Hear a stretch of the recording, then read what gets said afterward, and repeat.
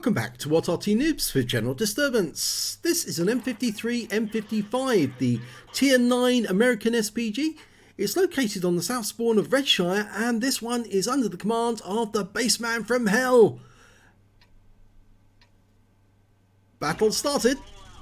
Now that rather beautiful skin was recently created by Jazz. That's Sir Rusty's daughter, and it's available on their skin downloads page on Facebook. It's actually a recreation of the graphic that's on the side of an M53, which is an M50, yes it is an M53, that was actually shown by the Chieftain in one of his videos. So check out the Chieftain's video on the M53, M55, and also then check out this skin, and you'll see that Bringing the Rain is there. So the M55, because this is the M55, it's got the 8-inch howitzer, and it's capable of 1050 alpha, penetrating 52mm of armor, and it's got a burst radius of 11.1 meters. Okay, Bassman's now aiming for enemy tanks. He's found an EBR 90, the Vermin, running through that moat, and decided not to shoot it because it was headed back the other way. Object 277 over on the heavy side of the map, the east side, near the Zeppelin. Dialing in, rounds out, long flight time, direct hit. He got a direct hit on target there, no explosion at all, so we know we touched him. Oh, now that's interesting. There's an Object 263 there as well, but he hasn't taken any damage. We know we fired at a 277, so I suspect the 263 turned up just shortly after the shell hit the Object 277. There's the Object 277, and you can see now he's only got 81% of his health, so he lost 19% of his health to Bassman. Now, once he's in that Zeppelin area, Wargaming put the Zeppelin in to make it very difficult for Arty to hit enemy tanks that are underneath the Zeppelin. And there are still ways that you can put a shell in there. He fires a snapshot of the Leopard prototype, gets 321 hit points of damage. It looks like our guys aren't really defending the Zeppelin that much. They're just to the south of it. They're not actually going up to the Zeppelin proper. They're staying on that ridge line. He might actually have a shot on those guys if he was a little closer, but at the moment you can see there's a red line extending from the Zeppelin proper, which means he can't get a hit, but he can certainly hit that T-32, and he's letting it dial in before he fires a near shot. Splash kills him. He didn't need to get a full impact. All he needed to do was put the shell near the T-32, and that would do the damage. So he's got his first kill. There's that 277. He's lost a bit more in the way of hit points. Almost ready to shoot. The 277 just pulled up to the ridgeline. He'll probably pull back though. Yeah, he has. The reason is he's probably not going to pull forward while he hasn't got any support from his teammates, the ones who are behind him. Bassman fires around it. Oh, beautiful shot right into the side of the 277. Takes out a dangerous opponent, so he's got his second kill. But that 263 wanted a RAM kill on the Conqueror, failed to do it, but in fact actually just got taken out by the Leopard prototype that's there. So that was a bad move by the 263, but he honestly felt he could take out that Superconch. In fact, it's the Type 4 Heavy who got the Superconch instead with HE. Okay, Bassman's loaded, fires around at the Type 4, it's going to be a splash. Yeah, just a near miss, but it stunned him. It's forced him to use his first aid kit, and now he's stunned proper and there's nothing he can do about it. His first aid kit's on cooldown, and our EBR's coming up. They're still vermin. Whichever way you look at it, Wargaming, they are still vermin. I know you put them in the game to try and destroy Arty, but all you're doing is breaking the game for the tank drivers too.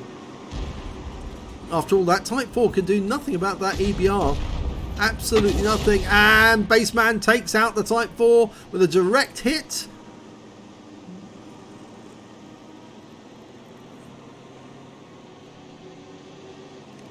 Okay, well, we're one tank up on the enemy, but there's still 7 enemies out there.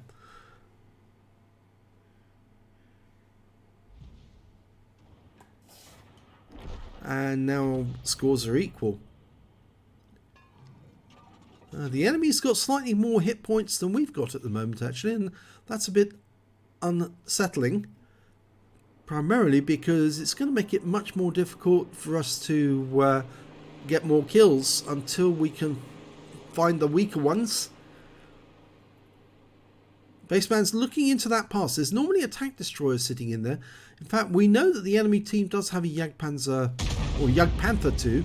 Oh, and there's a T-49, an American light tank, and he's just on the outskirts of the gate to the castle. And a direct hit takes him out. So Baseman's now got 4 kills. And we're back to being 1 up on the enemy. I noticed that Carnarvon's got very low hit points though, 114. And he's being hit by the enemy Arty, which kind of suggests the enemy Arty is slightly to the north. Probably around about grid square A1 or A3.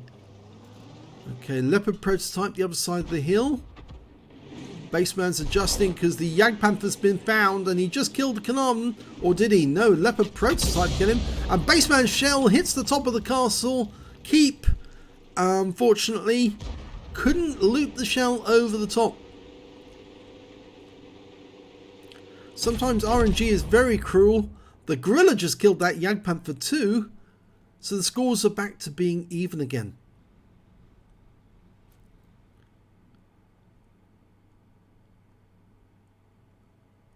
I don't think tank drivers appreciate that sometimes Arty will take a shot at a target thinking they've got it bang on target and then it hits the roof of a building and it's a complete waste of time.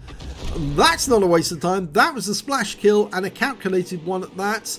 Now we've got the Gorilla and a Striv and they're fighting it out, face hugging each other in the castle grounds, and that's not going to go down well for the Gorilla because the Striv, well, although he has less armor than the Gorilla, he can face hug better. And on this occasion, he's managed to get away with killing a Gorilla who had nearly 100% health. Baseman's going to try a speculative shot. He does, fires it in, and there's nothing there because the Striv's moved. So, 4 all now. 2 Arty on either side. The enemy team's got 2 tank destroyers. Our side's got 1 tank destroyer and 1 medium tank, and the medium tank's the Leopard prototype. Now looking at the hit point side, our side's now got the advantage, but only just. It's like 700 hit points advantage, and I think our Udes is an AFK. He's still sitting at the spawn point. If that's the case, then I think this is probably going to end rather badly because we're missing 1 tank. There's the Striv. We fire around in. Yep, that Udes is not moving. Baseman gets a hit for 465. Yep, that Udes is definitely AFK.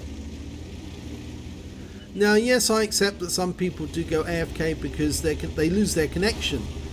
But you do wonder why somebody hasn't bothered to log back in. And it could be that they're being AFK deliberately. Because it's basically an account that's being produced to supply or sell. Fires around at the Striv. Can he get a splash kill? Yes, he does! That's a Top Gun. He kills the Striv, but that gives him a slight advantage. But remember, it's still our Leopard prototype. And he's facing that Striv 103 and he's behind a wreck. And we're still loading. And the problem is now that unless we can get a shot on that Striv soon, that Leopard, who's basically a one-shot, is going to go down. So hopefully the Leopard doesn't die. Because if he does, this is going to be a very difficult game. Rounds out. Oh, he has died. The enemy Arty got him.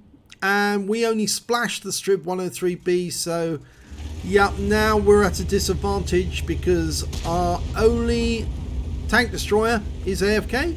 And it's just 2 Artys versus 2 Artys and a tank destroyer that's actually working. Yeah. Wargaming ought to bring in penalties for somebody who actually is AFK for the entire game. They ought to penalise them by actually taking points off them, or even or deducting credits off them, or if they don't have any credits, to taking XP off them so that they can't advance any further. Because a lot of people use being AFK as a means to advance through the ranks without actually doing anything. And if they're trying to do that to advance a vehicle, they ought to lose the XP that they've built up on that vehicle for being AFK. That's just a suggestion. But, oh, there's the strip! And he's been spotted, and that's the end of his game. There's not a lot he could do. The strip was being very crafty, crept up, using the cover. Exactly what you should do. He's ignoring the UDES because he knows the UDES is AFK. So he doesn't even need to bother about the UDES. All he needs to do is go after the Lorraine, and then he can farm the UDES with his remaining shells. So any second now we're going to expect to see that Lorraine 155-51 go down. Oh, well, he wasn't killed by the UDES. He was killed by the 212. And now Lorraine fires around on the enemy Lorraine, who was spotted. But any second now, that Lorraine is going to find... Yes, there's the strip. And he goes in for the ram kill. And that's it. Game's over. So, that game was lost because there was an AFK UDES. Not wholly his fault, but certainly that did contribute a lot to that defeat. So...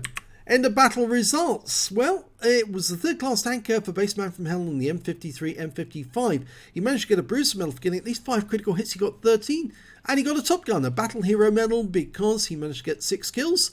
And his win 8 for the game was 2,806, which is Unicum standard. So, can't deny that. But it was a loss. So, look at the team scores. Didn't get the highest damage in the game. That actually went to the Leopard prototype. He managed 3,968 hit points of damage in the game. And the second highest scorer was the Jagdtiger with 3,281.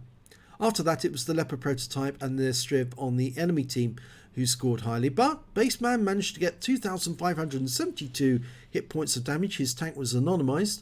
And of course, he did pick up that Top Gun. He was the only one who actually managed to get a medal out of that game.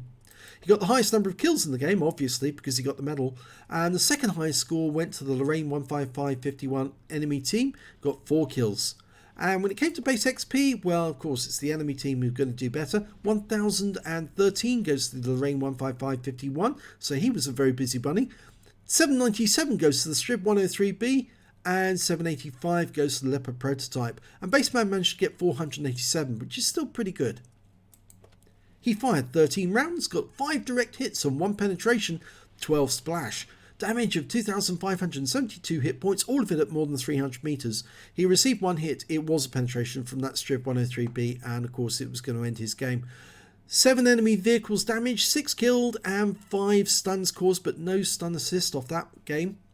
26,483 credits, and he got 5,588 for Courageous Resistance. So that's to equalise his score with that of the winning team, considering he got a Battle Hero medal, even though he was on the losing or the drawn side.